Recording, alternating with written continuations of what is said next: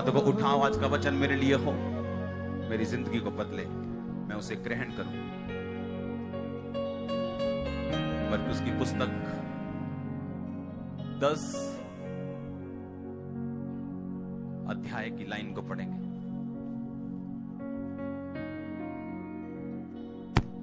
पतरस उससे कहने लगा, देख हम तो सब कुछ छोड़कर तेरे पीछे हो लिए हैं। यीशु ने कहा, मैं तुमसे सच कहता हूं, जो कोई ऐसा नहीं जिसने मेरे और सुसमाचार के लिए घर, भाइयों, बहन, माता पिता या बाल बच्चों और खेतों को छोड़ दिया हो और इस समय 100 गुना ना पाए, और भाइयों, बहनों, माताओं, बाल बच्चों, खेतों को पर सताव के साथ और परलोक में अनंत जीवन। बहुत तेरे जो पहले हैं पिछले होंगे, जो पिछले हैं वो पहले होंगे। इस वचन के लिए जोर से बोलो आमीन, ऊंची आवाज से बोलो आमीन। आज जो वचन मैं आपको देने वाला हूं, ध्यान से सुनना। बहुत साल पहले जब मैं पहले दिन कॉलेज में गया, मेरा इंजीनियरिंग का कॉलेज, बहुत सारे लड़कों को मैंने देखा उधर, क्योंकि वो चंडीगढ़ के पास था। चंडीगढ़ के लड़कों को देखा,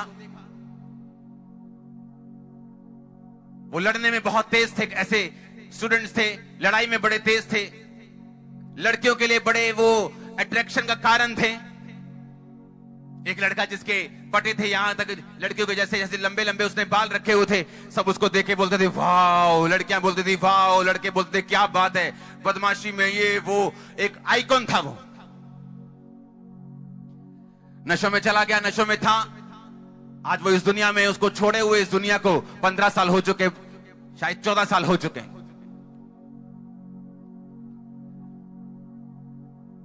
दुनिया उसको एडमायर करती थी, लेकिन आज वो इस दुनिया में नहीं, मर चुका है। बहुत से ऐसे लोग नशा करते थे मेरे साथ, मेरे दोस्त, वो मर चुके हैं, आज दुनिया में नहीं।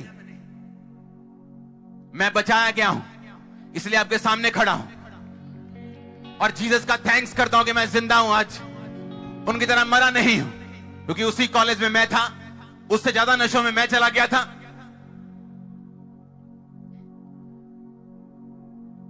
आज सिंपल हम उसी तरह सेलिब्रेट नहीं करेंगे जिस तरह आम हम रीति रिवाजों के साथ करते हैं। आज आप वचनों को सुनेंगे और उस पर चलेंगे, और मेरा बिलीव है आपकी लाइफ आज सेम नहीं होगी यीशु मसीह के नाम में। लोग उसको एडमायर करते थे, वाओ, उनका वो हीरो था, लड़कों का हीरो था क्योंकि सबसे लड़ाई में तेज था।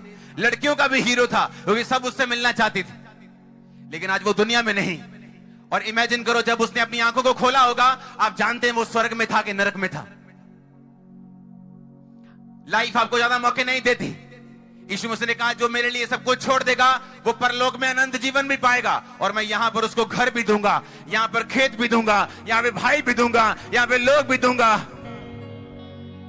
यीशु मसीह ने कहा, अगर तूने मेरे लिए छोड़ दिया कुछ, अपने भाई को छोड़ दिया, क्योंकि तू मसीह में आया, तेरे भाई ने तेरा विरोध किया, तूने दोस्त को छोड़ दिया, कुछ टाइम के लिए घर को छोड़ दिया, कुछ टाइम के लिए खेत को छोड़ दिया, परमेश्वर ने कहा मैं सब कुछ तुम्हें दूंगा। उसने ये नहीं कहा मैं तुम्हें सिर्फ अनंत जीवन दूंगा। तो सिर्फ ऊपर देख, उसने कहा माता पिता, घर, बहन, भाई, खेत, घर, 100 गुना सब कुछ मैं दूंगा जो तुम मेरे लिए छोड़ देगा। जो लोग आज विश्वास में हैं, आप हर एक चीज को 100 गुना काटेंगे यीशु मसीह के नाम में।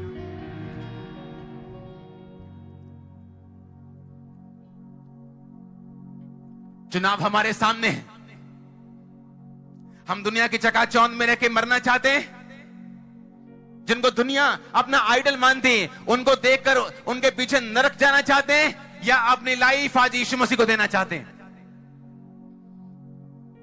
यहां कोई आपको इंप्रेस करने के लिए नहीं आया, यहां कोई गवाही खरीदी नहीं हुई। ये हर संडे का काम है, हर थर्सडे का काम है। 17 साल से टेस्टिमनी चल रही, 17 साल सिर्फ ये मिनिस्ट्री में, बाकी तो हजारों सालों से चल रही होंगी।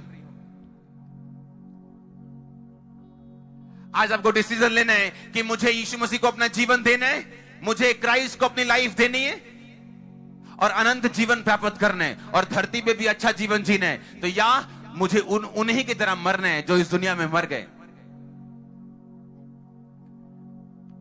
परमेश्वर ने कहा क्या फायदा होगा तुम्हें कि सारी दुनिया तुम्हें चाहे और लेकिन तुम्हारा प्राण नष्ट हो और तुम्हारी आंखें जब खुले तो नरक में खुले।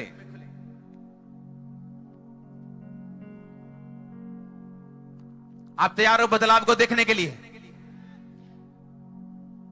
ये दुनिया गवाह है, कोई बदलाव अपने आप नहीं हुआ।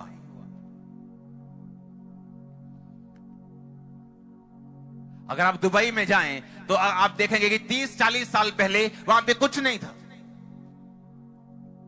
आज दुनिया का हर व्यक्ति दुबई में रहना चाहता है। पता है क्यों? वहां की सेफ्टी, वहां के सिस्टम, वहां की चीजें, वहां के हर एक चीज लोगों को पसंद आ रही, और सेलिब्रिटीज भी वहां जाके रहना चाहते हैं। अगर आप न्यूज पढ़ते हैं आपको मालूम होगा। लेकिन यह बदलाव अपने आप नहीं हुआ। उस देश को चलाने वालों ने ये फैसले किए और उन फैसलों के कारण वो देश बदला। हाँ या ना?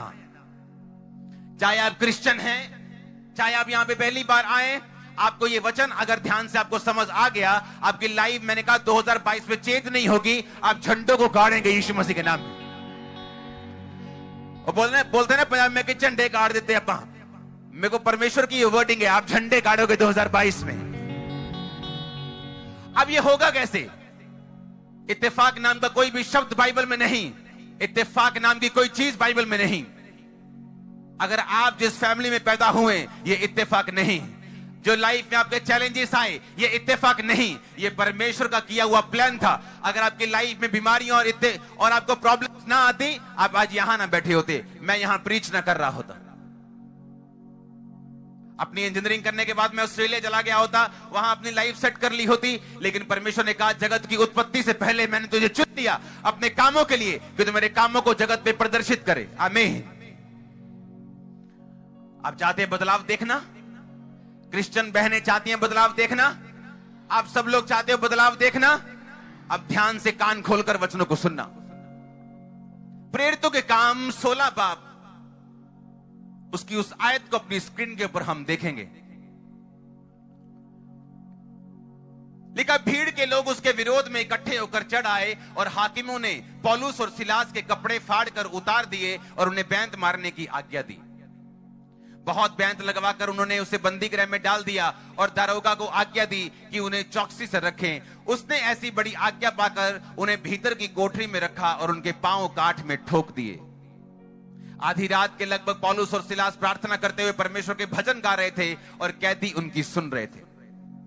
इतने में एकाएक बड़ा भूकंप आया, यहां तक कि उस जेल की नींव हिल गई और तुरंत सब द्वार खुल गए और सबके बंधन खुल पड़े। पूरी चर्च बोले आमीन। आप बदलाव देखना चाहते हो? परमेश्वर ने मुझे क्लियरली शब्दों में कहा है कल रात को, क्लियरली, अगर क्रिश्चियन लोग, अगर मसीह लोग, अगर ये चर्च बदलाव देखना चाहती है तो 2022 से नहीं बल्कि अब, आज से, कल से आपको रात की प्रार्थनाओं में जाना पड़ेगा और आपकी लाइफ कभी भी सेम नहीं होगी। नाइट प्रेयर्स में जाना पड़ेगा आपको, यह कंडीशन है। मैं आपको रेमा वर्ड दे रहा हूं, मैं आपको वो वचन दे रहा हूं जो परमेश्वर ने मुझे आपको देने के लिए बोला है। मैंने कहा आपको नाइट प्रेयर्स में जाना पड़ेगा। सिचुएशन चेंज होने वाली, मैं आपको प्रोफेसी दे रहा हूं। आपको नाइट प्रेयर्स में जाना पड़ेगा। आप झंडे गाड़ेंगे 2022 में, मैं आपको बता रहा हूं। परमेश्वर ने कहा था तेरे सामने कोई ठहर नहीं सकेगा। मैंने आपको इसका इब्रानी मतलब समझाया था। उसका मतलब कोई भी अपने आप को तेरे सामने पेश नहीं कर पाएगा कि मैं फलाना हूं, मैं तेरे सामने अपने आप को पेश करता हूं, देख अब मैं तेरे साथ क्या करता हूं, तेरा बॉस हूं, देख तेरी कैसे मैं बैंड बजाता हूं। परमेश्वर ने कहा कोई तेरे सामने खड़ा नहीं रह पाएगा, कोई तेरे सामने ठहर नहीं सकेगा। अब सुनो मेरी बात ध्यान से। आधी रात के वक्त, उससे पहले क्या हुआ, पौलुस और सिलास प्रीच कर रहे थे और उन्होंने एक दुष्ट आत्मा को निकाल दिया। वो दुष्ट आत्मा जो थी लोगों को भविष्य बताती थी और उसके बाद पैसे लेती थी और अपने मालिकों को देती थी। जब वो औरत पौलुस के पीछे आ रही थी, पौलुस को गुस्सा चढ़ा और उसने दुष्ट आत्मा को डांटा और दुष्ट आत्मा निकल गई। और जब दुष्ट आत्मा निकली तो दुष्ट आत्माएं जो होती हैं ये विरोध लोगों के बीच में से होकर करती है। शैतान आपका डायरेक्ट विरोध नहीं करता। देखा, तुम्हारा युद्ध मांस और लहू से नहीं बल्कि अंधकार की शक्तियों, प्रधान हाकिमों, दुष्ट आत्माओं में भी रैंक्स हैं। कुछ दुष्ट आत्माएं देशों के लोगों के ऊपर कब्जा करके देशों को चलाने की कोशिश करती। कुछ दुष्ट आत्माएं ऐसी हैं जो एरिया के ऊपर कब्जा करती। किसी एरिया में आपको मालूम होगा कि सिर्फ किडनी के रोग ज्यादा हैं, किसी एरिया में सिर्फ कैंसर के रोग ज्यादा हैं। फिर दुष्ट आत्माएं लोकल लेवल पे काम करती हैं। जिस तरह हमारा स्ट्रक्चर होता है पुलिस का, कोई हवलदार है, कोई एसएसपी है, कोई डीजीपी है, दुष्ट आत्मा भी स्ट्रक्चर में काम करती।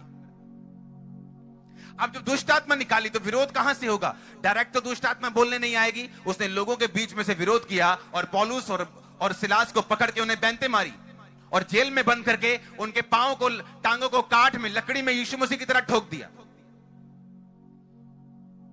और एक बात याद रखो, आप यीशु मसीह के लिए मरने के लिए नहीं बुलाए गए, वो मर चुका आपके लिए, आप जीने के लिए बुलाए गए। आप लंबा जीने के लिए बुलाए गए हो, आप सामर्थ के साथ प्रीच करने के लिए बुलाए गए हो। अब पौलुस को यह बात मालूम थी कि मैं मरने के लिए बुलाया नहीं गया हूं। जब चेलों ने जब लोगों ने उस पे पत्थर वार करके उसको मारा, मरा समझ के चले गए, इतने पत्थर मारे, तो पौलुस ने एक बार भी नहीं कहा स्तिफनुस की तरह मेरी आत्मा को परमेश्वर ग्रहण कर। वो चुप रहा। उसे मालूम था जब तक मेरे मुंह से नहीं निकलेगा मेरी लाइफ कोई नहीं ले सकता। और जैसे चेले आके पौलुस के पास खड़े हुए, पौलुस उठ खड़ा हुआ और फिर से अपने काम पे लग गया। आपको मालूम है कि नहीं? अब ये पौलुस जो था ये सीक्रेट जानता था, ये भेदों को जानता था। पौलुस आम व्यक्ति नहीं था। पौलुस ने सबसे ज्यादा कलीसियाएं, बाइबल में सबसे ज्यादा कलीसियाएं पौलुस ने स्थापित की हैं। नए नियम में आधे से ज्यादा जो नियम है, जो बाइबल है नए नियम की, यीशु मसीह के बाद की, वो पौलुस ने लिखी। पौलुस भेदों को जानता था। उसे मालूम था कि मुझे प्रॉब्लम से बाहर कैसे आना है। और बाइबल कहती आधी रात के वक्त, उनसे पढ़ेंगे फिर से प्रेरितों के काम 16 के वचन को, आधी रात के लगभग पौलुस और सिलास प्रार्थना करते हुए परमेश्वर के भजन गा रहे थे। जब उनके पांवों को काठ में ठोका हुआ था,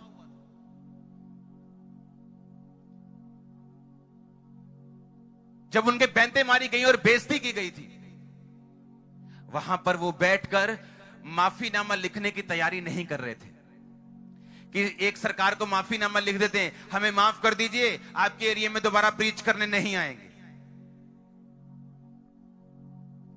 बाइबल कहती आधी रात के वक्त वो उठे, हाथों में जंजीरें, कहा कोई बात नहीं, ढोलकी नहीं जंजीरें बजाते हैं, ठप ठप ठप ठप, चल तू गाएगा। वो गा रहे हैं और वो बजा रहे हैं और तालियों के साथ आधी रात को। और कैदी देख रहे हैं, ये पागल हो गए क्या? इनके पांव काठ में ठुके हुए, इन पे बैंते मारी, पीठ इनकी छिली हुई, कपड़े इनके फटे हुए, और ये आधी रात को क्या कर रहे हैं? पौलुस और सिलास इस बात को जानते थे। भजन संहिता के सभी वचनों को हम पढ़ेंगे। जब मैं बिछोने पर पड़ा तेरा स्मरण करूंगा, तब रात के एक एक पहर में तुझ पर ध्यान करूंगा। कौन कह रहा है? ये भजनकार कह रहा है, दाऊद कह रहा है, उसका बेटा कह रहा है। हाँ, आगे उसके अगला वचन पढ़ेंगे। मेरी आंखें रात के एक एक पहर से पहले खुल गईं कि मैं तेरे वचनों पर ध्यान दूं। ये वो लोग हैं जो आत्मिक रूप से और शारीरिक रूप से बड़े सक्सेसफुल थे। और कोई भी सक्सेस अपने आप नहीं मिलती, ये उसकी एक आदत है। आप मेरी बात समझ रहे कि नहीं? एक सक्सेसफुल बंदा कह रहा है, मैं क्या बोल रहा है वो, एक फिर से वचन पढ़ेंगे। कहता मेरी आंखें रात के एक एक पहर से पहले खुल गईं। अगर आप क्रिश्चियंस हैं और पूरी रात सोते हैं, मैं आपको दावा करता हूं, लिख के देता हूं, शैतान आपका पीछा नहीं छोड़ेगा। आपको फाइट करनी पड़ेगी और आप जीतेंगे नहीं।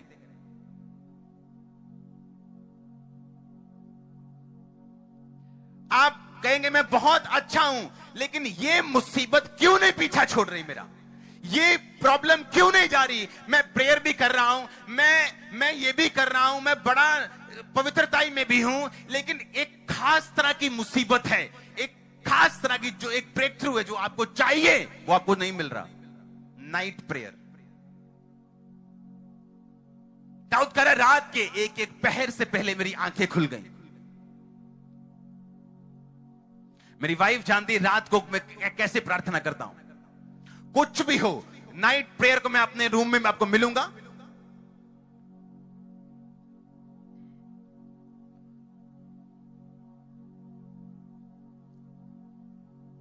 जब परमेश्वर ने मुझे लोग देने शुरू किए और वो लोग जब लाखों में होते गए, अगर आज आप यहां लाखों में बैठे, लाखों ओवरफ्लो में बैठे, लाखों ब्रांचेस में बैठे, जब लाखों लोग हुए, सुनो मेरी बात, तो आप जानते लोगों के दिल में क्या है मुझे नहीं मालूम।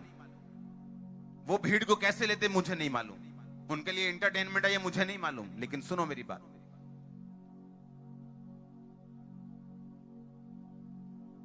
लेकिन मैं परमेश्वर से बोल रहा था कि परमेश्वर, ये सारे लोग, किसी को कुछ प्रॉब्लम है, किसी को कोई प्रॉब्लम है, किसी को कुछ दिक्कत है, मैं प्रार्थना में कम होके, मैं अपने परिवार में बिजी होके, अपने काम में बिजी होके, कि चर्च कौन सा मुझे तनख्वाह देती है, तो मैं अपना काम भी साथ साथ करूं। मैं अपने काम में बिजी होके, अपने परिवार में बिजी होके इन लोगों को धोखा देना नहीं चाहता हूं। क्योंकि अगर मेरी प्रेयर 2 घंटे भी है, तब भी परमेश्वर को आपको भेजेगा। मैंने ऐसे पास्टर देखे, गलत काम करके भी प्रचार करना नहीं छोड़ते। लेकिन मैं प्रभु से कहा, मैंने कहा परमेश्वर, मैं लोगों को और तुझे धोखा नहीं दूंगा। अगर तू मुझे इतने लोग दे रहे तो मैं घंटों तेरी हजूरी में बैठा करूंगा, ताकि जब मैं परमेश्वर की प्रेजेंस से यहां उठ के जाऊं तो वचन तेरे लोगों के हृदय में जाए और दिल में छेद करे उनके।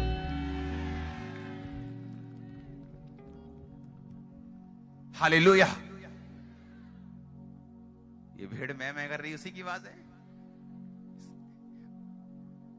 वो कह रही कि मैं सुन रही हूं, खुदा की भेड़ सुन रही है। आमीन, हालेलुया। अरे छोड़ दो उसको कैमरामैन। अब मेरी बात समझ रहे कि नहीं? पौलुस और सिलास को सीक्रेट मालूम था, और वो सीक्रेट था नाइट प्रेयर। वो सीक्रेट था रात को परमेश्वर की प्रेजेंस में रहना। वो 2.5 घंटे हो सकता है, उसको ले जाओ भेड़ को। वो 3 घंटे हो सकता है, वो अगर आप पास्टर हैं वो 4 घंटे हो सकता है, वो 5 घंटे हो सकता है। लेकिन मैं आपको एक बात बता रहा हूं, अगर आपने ये सीक्रेट सीख लिया और नाइट आप परमेश्वर की प्रेजेंस में आपने जाना शुरू कर दिया, मैं आपको बता रहा हूं, वो यरीहो की दीवार कितनी बड़ी क्यों नहीं। मैं आपको प्रोफेसी दे रहा हूं, 2022 में गिरने वाली आपके सामने यीशु मसीह के नाम। आमीन। ऊंचा चाहिए मेरे को। हालेलुया। जोर से बोलो हालेलुया। ये वो भेद है जो परमेश्वर के लोग जानते थे। किसी का दिल नहीं करता कि उसके पांव में कील ठुके हों, उसकी पीठ पर बैंतें पड़ी हों, उसकी बेइज्जती हो और रात को वो उठकर प्रार्थना करे। किसी का दिल नहीं करता। लेकिन उन्हें मालूम था कि यीशु मसीह इमोशनल परमेश्वर नहीं।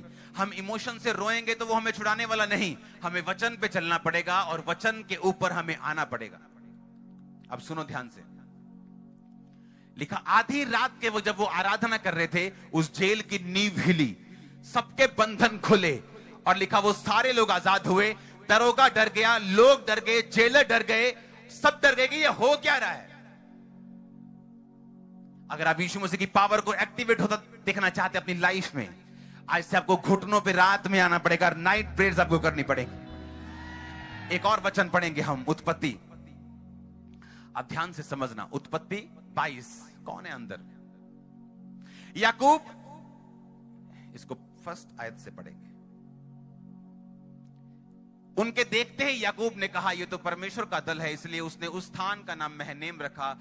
तब याकूब ने सैयर देश में अर्थात एदोम देश में अपने भाई एसाव के पास दूत भेजा, और उसने आज्ञा दी, मेरे प्रभु मेरे भाई एसाव से ये कहना कि तेरा दास याकूब तुझसे यूं कहता है कि मैं लाबान के यहां परदेशी होकर अब तक रहा। मेरे पास गाय बैल भेड़ बकरियां गधे दास दासियां, और मैंने जो कुछ प्रभु के पास इसलिए संदेश भेजा है कि तेरे अनुग्रह की दृष्टि मुझ पे हो। वो दूत याकूब के पास लौटकर कहने लगे, हम तेरे भाई एसाव के पास गए थे, वह तुझसे भेंट करने के लिए 400 पुरुष संग लिए चला आता है। याकूब, जब बाइबल कहती है अपने देश को चला, परमेश्वर ने कहा जा अपने देश में और अपने लबान को छोड़ दे और जा अपने देश में, मैं तेरे साथ हूं। और रास्ते में जा रहा है और उसने दूत भेजा, उसने अपने एक लड़के को भेजा, उसने कहा जा मेरे भाई एसाव से बोल कि मेरे पास गाय बैल बकरियां सब कुछ है और मैं तेरे पास कुछ भेंट भेजता हूं, मेरी भेंट को ग्रहण कर। वो दूत वापस आके याकूब को बोलता है, तेरा भाई 400 बंदे लेके तुझसे मिलने के लिए आ रहे हैं। आप अपने रिश्तेदार को 400 बंदे लेके जाते हो मिलते? अगर आप किसी अपनी नानी के घर जा रहे हो तो 400 बंदे लेके जाते हो, 100 बंदे लेके जाते हो, 50 लेके जाते हो। लेकिन जब लड़ने जाना हो किसी ने तो वो 400 बंदा लेके जाता है। जब फाइट करनी हो तो बंदे लेके जाता है, जब मन साफ ना हो तो वो बंदे लेके जाता है। हाँ या ना? कोई 400 बंदा लेके मिलने नहीं जाता। अगर उसकी सिक्योरिटी भी होती तो हाथ से हाथ 25 बंदे ले जाता। 400 बंदा लेके मिलने के लिए गया, जब याकूब ने ये सुना कि वो 400 आदमी लेकर मुझसे मिलने के लिए आ रहा है, बाइबल कहती वो डर में पड़ गया और वो घबरा गया, और बाइबल कहती उसने अपनी औरत को, अपने बच्चों को दल दल करके आगे भेज दिया और रात को पीछे रह गया। और जब वो अकेला रह गया रात को, बाइबल कहती उसने पौ फटने तक, यानी फुल नाइट तक, जब तक भोर नहीं हुई, उसने प्रार्थना की और वो स्वर्गदूत के साथ लड़ता रहा। 24 आयत को हम पढ़ेंगे।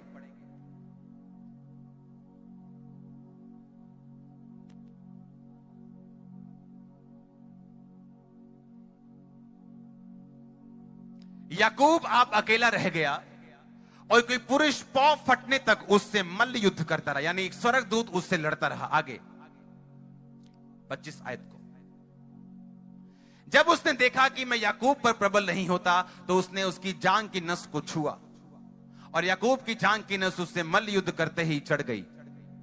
उसने कहा मुझे जाने दे क्योंकि भोर होने वाली है। याकूब ने कहा जब तक तू मुझे आशीर्वाद ना दे तब तक मैं तुझे जाने नहीं दूंगा। उसने याकूब से पूछा तेरा नाम क्या है? उसने कहा याकूब। उसने कहा तेरा नाम अब याकूब नहीं इज़राइल होगा, क्योंकि तू परमेश्वर से और मनुष्यों से भी युद्ध करके प्रबल हुआ है।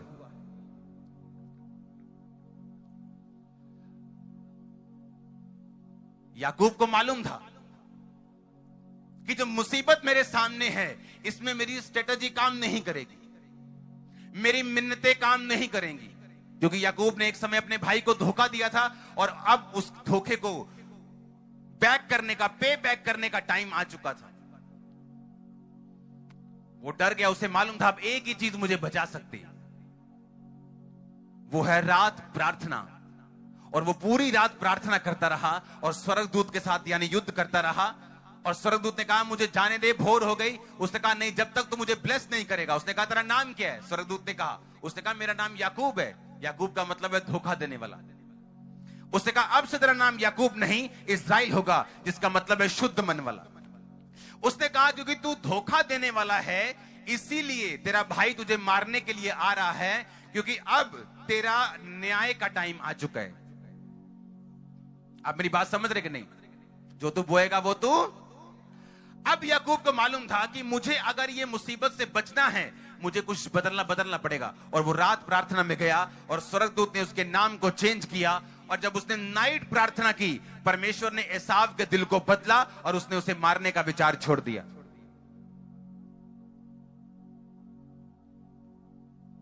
अब आपको समझ आ रही वो मुसीबत क्यों आपका पीछा नहीं छोड़ती। अब आपको समझ आ रही कि वो खास एक तरह की मुसीबत जो बार बार जिससे आप फाइट कर रहे हैं वो क्यों आपको छोड़ के नहीं गई। वो डिले जो आप एक्सपीरियंस कर रहे हैं अपने फाइनेंस में, अपनी मैरिड लाइफ में, अपनी मैरिज होने में, वो देरी जो अपने कामों में आप महसूस कर रहे हैं, उसके पीछे अब क्या कारण आपको समझ आ रहा होगा। परमेश्वर ने यह नहीं देखा कि ये पौलुस और सिलास है या याकूब है। उसने कहा अगर तू मेरे वचनों के ऊपर चलेगा, रात के कहता एक एक पहर के पहले मैंने तेरे वचन के ऊपर क्या दिया? ध्यान दिया। इसका मतलब वो उठा, इसका मतलब उसने बाइबल पढ़ी होगी, उसने प्रेयर की होगी, उसने परमेश्वर की ओर ध्यान लगाया होगा। आपकी बॉडी रात को रिपेयर करती है अपने आप को, पता है कि नहीं? जब आप सोते हैं तो आप फ्रेश उठते हैं। फ्रेश का क्या मतलब, क्या हो जाता है अंदर? क्योंकि सारा दिन आपके दिमाग में, आपके दिल में, आपके ब्लड में आप काम करते हैं, मशीनरी को चलाते हैं। और रात को जब आप सोते हैं आपकी मशीनरी अपने आप को रिपेयर करती है और जब सुबह आप उठते हैं आप फ्रेश होते हैं। एक शरीर को मालूम है कि रात को मुझे अपने रिपेयर करनी, अपना काम करना है, लेकिन आत्मिक लोगों को यह मालूम नहीं कि अगर शरीर अपना काम रात को करता है तो आत्मा भी अपना काम रात को करती है। लेकिन उसे मालूम नहीं, उसे सोना है 9 बजे, उठना है सुबह 8 बजे। आपने तो रिकॉर्ड तोड़ दिए हैं सोने के। रात को 10 से 12 बजे आप फेसबुक चला सकते हैं, रात को 10 से 12 आप कंप्यूटर चला सकते हैं, आप ब्लू फिल्में देख सकते हैं, लेकिन प्रेयर नहीं कर सकते। इसलिए हालत ऐसी हो चुकी है। मेरी लाइफ का बिगेस्ट ब्रेक थ्रू, सबसे बड़ा मोड़ आने से पहले, ये सुखविंदर इस बात का गवाह है, 8 घंटे 12 घंटे 10 घंटे रोज की प्रार्थना थी मेरी, एवरी डे। जब मैं प्रार्थना करने के लिए प्रेयर के रूम में घुसता था तो इनमें से कुछ लोग भाग जाते थे, उनको मालूम था फंस गए हम। अब ये 6 घंटे बंदा उठेगा नहीं तो मुझे काम पे निकलना है, मैं जा रहा हूं। और मैं नहीं जानता कि मैं इतनी प्रार्थना क्यों कर रहा हूं, लेकिन परमेश्वर का आत्मा मुझे बोलता है प्रेयर करना है, प्रेयर करनी, कंटिन्यू प्रेयर, रात को प्रेयर, सुबह प्रेयर, दिन को प्रेयर, दोपहर को।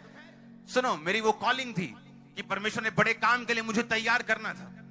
उसने मेरी लाइफ में कुछ ऐसे ब्रेक थ्रू थे जो मेरी सिंपल प्रार्थना से मुझे नहीं मिल रहे थे, मेरी वेट के बावजूद नहीं मिल रहे थे, पवित्रताई के बावजूद नहीं मिल रहे थे। बाइबल कहती है यहोशू अपने लोगों के साथ गया, परमेश्वर ने कहा ये देश मैं तेरे अधिकार में देता हूं, जा लड़ और जीत। तो बाइबल कहती है जब वो लड़े तो लड़ाई से देश को शांति मिली।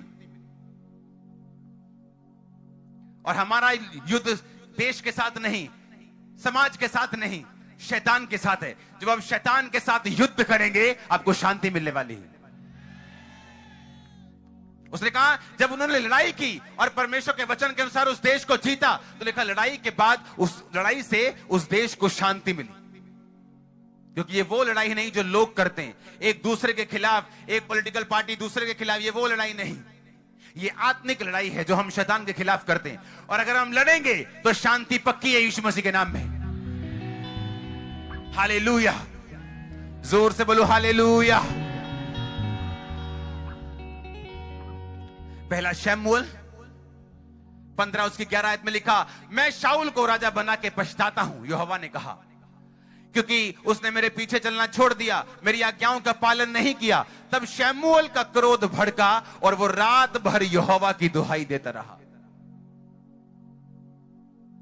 उस देश को चेंज होने से पहले, शाऊल के उतरने से पहले और दाऊद के चुने जाने से पहले, बाइबल कहती वो एक प्रार्थना का बीज था जो शमूएल रात भर परमेश्वर को देता रहा।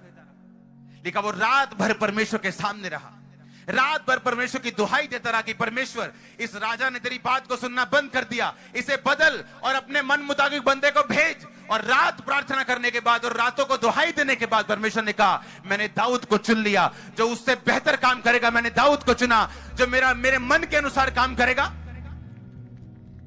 रात का रिजल्ट, नाइट प्रेयर का रिजल्ट, जिसको आदत लग गई नाइट प्रेयर करके रिजल्ट लेने की, ये एक बड़ी अच्छी आदत है जो आपको लेनी होगी, नहीं तो आप सोचते रहेंगे। इमेजिन करो अगर रात भर प्रार्थना करने का वचन मैं काट दूं तो सिर्फ फिर क्या रह जाएगा कि परमेश्वर भी पछताता था और शमूएल भी दुखी था। वो दुखी रहा, शाऊल से दुखी रहा, बस वो दुख ही रहता अगर वो रात भर प्रार्थना करके उस दुख को चेंज ना करता। तो मैं बहुत दुखी हूं क्योंकि मेरा पति नशेड़ी है, मैं बहुत दुखी हूं क्योंकि मेरे बच्चा नहीं, मैं बहुत दुखी हूं क्योंकि मेरा फाइनेंस काम नहीं कर रहा, मैं बहुत दुखी हूं क्योंकि ये मुसीबतें मेरा पीछा नहीं छोड़ती। तो क्या करें फिर? सारी दुनिया दुखी, तुम भी दुखी हो, तो कोई फर्क नहीं पड़ता जब तक तुम घुटनों पे आने का फैसला नहीं करते, जब तक तुम परमेश्वर के सामने रात को जाने का फैसला नहीं करते। दुखी रहो, फिर क्या करने? उसने वचन में लिखा, वचन कभी पढ़ा नहीं, वचन तो कभी पढ़ा नहीं। विश कर रहे, विश, प्रभु जी आज क्रिसमस है, मैं विश करती हूं, विश आज मैं तेरे घर चा प्रभु, मेरी विश मैनू चंगा हस्बैंड मिल जाए।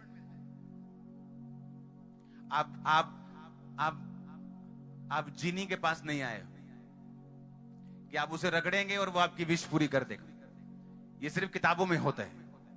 उसने कहा मांगो तो दिया, खटखटाओ तो तुम्हारे लिए, ढूंढो तो तुम। सिर्फ मांगना नहीं कहता, साथ ढूंढना पड़ेगा, साथ खटखटाना पड़ेगा। और कब तक खटखटाना होगा?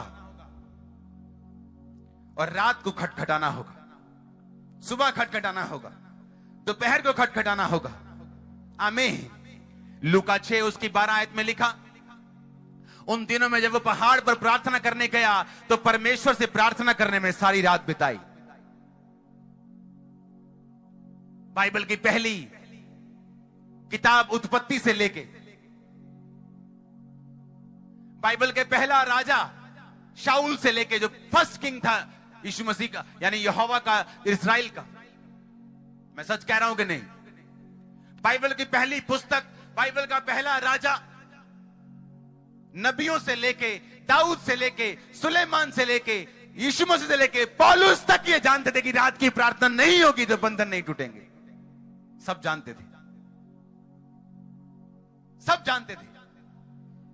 याकूब जानता था रात की प्रार्थना होगी तो काम होगा, इसलिए उसने सारी औरतों को बोला कि औरतें जाओ, बच्चे जाओ, सब चले जाओ, मुझे रात अकेले रह के प्रार्थना करनी।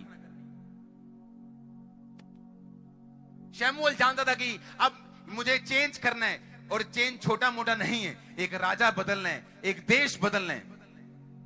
रात प्रार्थना की। यीशु मसीह जानते थे कि पिता का बोझ मुझ पे है, पिता का काम मुझे करना है, चेले चुनने, काम करना है, लेकिन सारी रात पहाड़ के ऊपर प्रार्थना की। पौलुस जानता था कि अब मैं बंधनों में हूं, लेकिन बंधन से मुझे मेरे रोना छुड़ा नहीं सकता, मेरा करलाना छुड़ा नहीं सकता, लेकिन आधी रात के बाद वो आराधना करने के लिए, प्रार्थना करने के लिए और भजन गाने के लिए उठे। सब जानते थे, लेकिन आप नहीं जानते। सब जानते थे ये चीजें। भजन संहिता के उन वचनों को फिर से पढ़ेंगे स्क्रीन के ऊपर। 119, 148, 63 और 6 दोनों को पढ़ेंगे। भजन संहिता 119 की 148 में लिखा, मेरी आंखें रात के एक एक पहर से पहले खुल गईं कि मैं तेरे वचन पर ध्यान करूं। अपनी आंखों को बंद करो और बोलो ये बात अपने आप को, मेरी आंखें रात के एक एक पहर से पहले खुल गईं कि मैं तेरे वचनों पर ध्यान दूं। बोलो अपने आप को।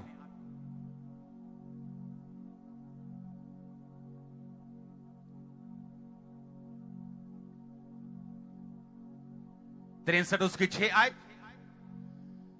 जब मैं बिछोने पर पड़ा तेरा स्मरण करूंगा, तब रात के एक एक पहर पे तुझ पर ध्यान करूंगा। अंगीकार करो।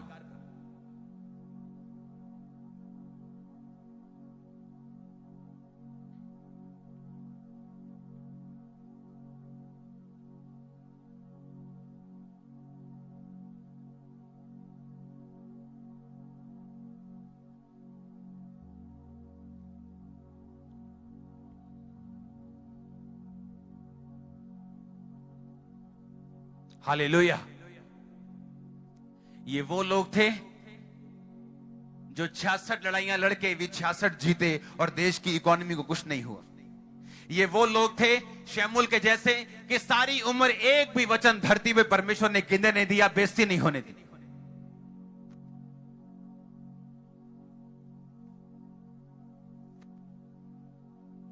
ऐसा नहीं था कुछ भी बोल दो, पूरा हो गया डाल दो, नहीं पूरा काट दो। ये ड्रामेबाजी नहीं थी शमूएल के पास, क्योंकि वो रात का प्राणी था। वो एलिया रात का प्राणी था, पौलुस रात का, यीशु मसीह रात को।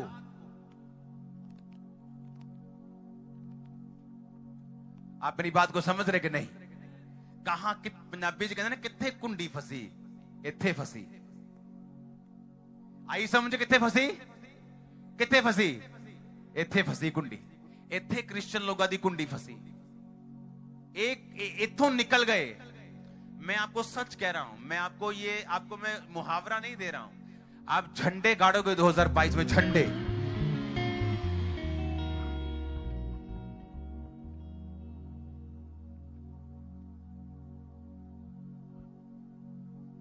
मैं सिर्फ आधा घंटा रात की प्रार्थना की बात नहीं कर रहा हूं, हाँ, कि रात ਨੂੰ लंच ਦਾ टाइम है, रोटी दे ਕੀਤੀ 2 ਮਿੰਟ में प्रभु जी बरकत दे, प्रभु जी ਨੂੰ शुद्ध करी, प्रभु जी एक ਕੱਖ ਹੱਲੇ भी रोटी दे उत्ते कि ठंडी ना हो जाए किते। ये वो वाली प्रेयर नहीं है, क्योंकि रात को आप डिस्टर्ब नहीं हो। आपका बॉस आपको कॉल करके नहीं पूछेगा कि क्या किया। रात को शैतान आपको पाप की ओर खींचेगा और आपको परमेश्वर की ओर जाना है। रात या तो बनाएगी या तो बिगाड़ेगी। आप बॉडी को पता रात को रिकवर करना, लेकिन स्पिरिचुअल आदमियों को यह नहीं पता कि रात को हमने अपनी स्पिरिट को चार्ज करना है।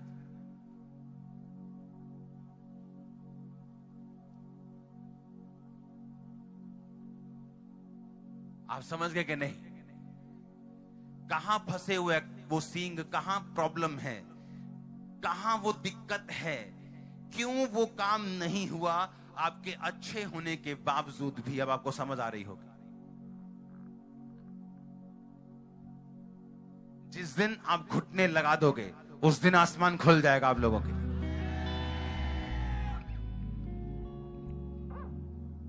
जिस दिन आपने सोच लिया कि नाइट आज से खुदा बंद की है। अब औरतों को मालूम है कि मुझे घर का काम करना है, मुझे खाना बनाना है, अपने घर की देखभाल करनी, तो विजडम से रात को प्रार्थना कर सकती। आदमियों को मालूम है टाइम कब निकालना है और कब प्रार्थना करनी।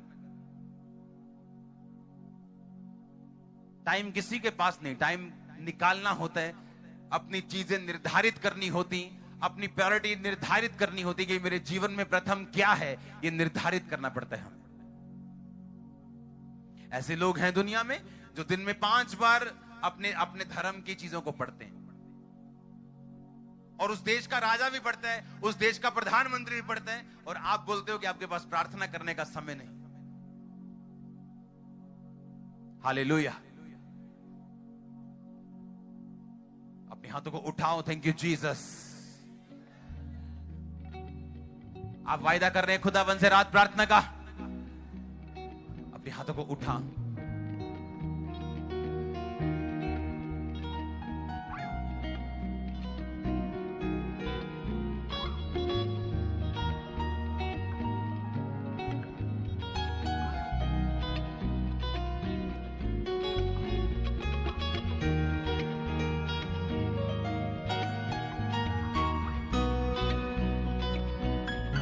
ऊंची आवाज में अपने हाथों को उठाते हुए, अपने गुनाहों की क्षमा को मांगते हुए और वायदा करते हुए कि आज से प्रार्थना की जिंदगियां सेम नहीं होंगी। ऊंची आवाज में बोलो, परमेश्वर प्रार्थना का आत्मा वो मुझे दे। आज से जब मैं यहां से वापिस आऊं, मैं सेम ना हूं यीशु मसीह के नाम में। मांगो मांगो मांगो अपने हाथों को उठाते हुए। Thank you Jesus.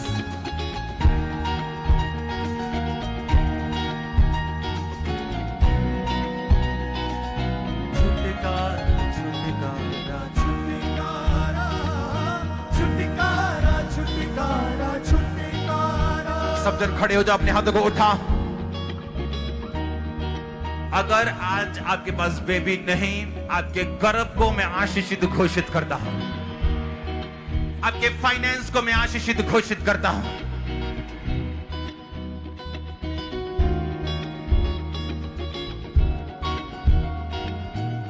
आज एक बड़े छुटकारे को मैं देख रहा। अपने हाथों को उठा।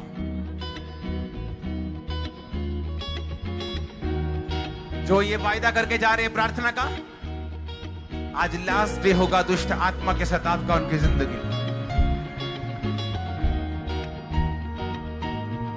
परमेश्वर ने कहा,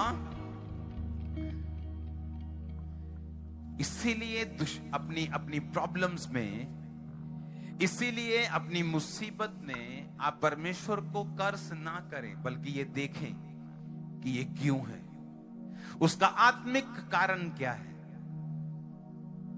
उसका आत्मिक रीजन क्या है अगर मैं इस मुसीबत में हूं तो, और खुदावन का आत्मा मुझसे क्या कह रहा है। इसे पढ़ने में, इस चीज को समझने में हो सकता है 2 महीने लग जाएं,